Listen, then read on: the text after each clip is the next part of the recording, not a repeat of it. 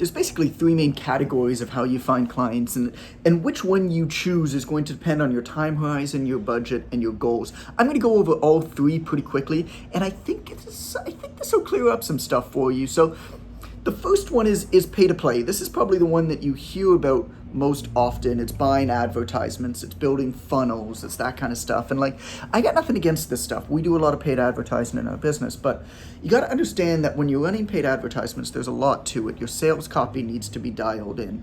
You have to have a really good conversion system as well. So a sales process, right? Like when you run an ad, where are people going to come to? Are they going to come to a landing page where they're going to convert on the page? Are they going to sign up for a phone call? What's your phone call system? Do you use a one call triage, or a one call system, or a two call system where you've got a triage and then you've got a longer call? There's kind of a lot to it, and all of this is either going to optimize your ad spend or not, because you see, when you're paying for advertisements, particularly on social media, what you're doing is you're actually competing against everybody else who's paying for advertisements. It's kind of an auction system where you're competing for space, right? And so it's great when you want to scale. It's not what we recommend to people. Generally, what we say to people is, don't even touch paid advertising until you're doing at least $10,000 a month with your online training, and then you want to scale. But paid ads can absolutely work. They can work really, really well. People get great returns on them. The best way right now to use paid ads is actually to use a paid advertisement that targets your client avatar that you've really dialed down into. You know their language, you know their inner dialogues. And they get then invited into a Facebook group, a free Facebook group that you nurture. And then within that free Facebook group, what you do is you do calls to action, or what's called spear posts. Basically, you invite people to have conversations with you, usually in the DM. So paid ads are really, really good as you want to scale.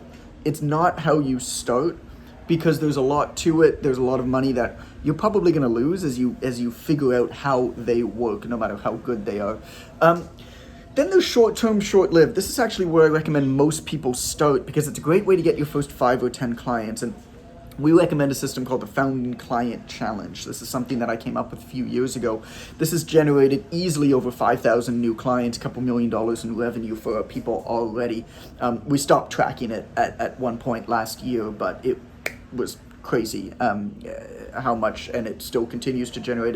And the basic premise is, what you do is you create content over the course of a week. Again, you target in on who you're going to target in on, right? Whenever you're starting online training, you need to identify your target population first, simply because you got to figure out a way to speak to one person, or else you're going to speak to nobody. It doesn't mean you can't accept anybody who doesn't meet that target market, but it does mean that you need to be able to speak to somebody specifically. This guides the content you create, this guides the communities that you live in, all that kind of stuff. So you're going to create content for a week. You're going to post 2 or 3 times a day. One of them is going to be a live for the week. And then at the end, you're going to have a call to action. And the call to action is going to be a very simple, I call it a 5-1-60 statement, which basically means you're looking for 5 clients who want one goal that they're going to get in 60 days. Now, you could alter that statement. There's nothing magical about 5 clients or 60 days, right? But we found that 5 clients in 60 days works best. So you say, I'm looking for 5 men aged 30 to 45 who are looking to fit back into their t-shirt better come summertime in 60 days and put on no more than 5 pounds of muscle, or at least 5 pounds of muscle in the next 60 days. So you see, you've got 5 clients, you've got one goal, one target market, and they've got 60 days. Now the kicker is this: I'm looking for these men to test drive a new program of mine. When I launch this program, it's going to be $500, but for the first 5 people that are going to test drive it, in exchange for giving me feedback, in exchange for helping me figure it out on the go, in exchange for being a case study or a testimonial for me, I'm going to give you a massive 60% discount. You're going to get it for $197. That is something that you can repeat every so often, but you got to kind of come up with a different hook. But it's a great way to get started. That's the key. So short-term, short-lived, because what we found is that when you begin online training, it's kind of like this big stone wheel, right? You need some clients to get going, and it takes a lot of momentum to get those clients. But once you start pushing that stone wheel, it just kind of spins. And so this is a great way to get them. Now, the third way is called long-term value, right? This is 1% uniqueness. This is the stuff that you should be doing, to be honest, every single day, because this is the kind of thing that once it gets going, your business kind of runs on autopilot. It's really, really neat. But it takes some time to get going. This is where we recommend that you have 5 conversations with 5 people every single day. Right? Doesn't matter who they are. You basically just speak to 5 people every single day. I always love when we get a message in one of our Facebook groups, for example. Hey, I'm doing everything. I'm building all these funnels and I'm running ads and I'm doing all this stuff and I'm not getting any clients. What are you guys doing? What are you guys doing for your funnels? And I always just write back as one of the comments. I'm like, how many people did you speak to today?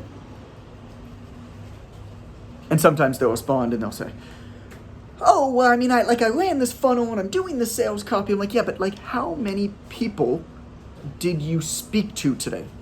Oh, well, none. You know, maybe you should try speaking with somebody.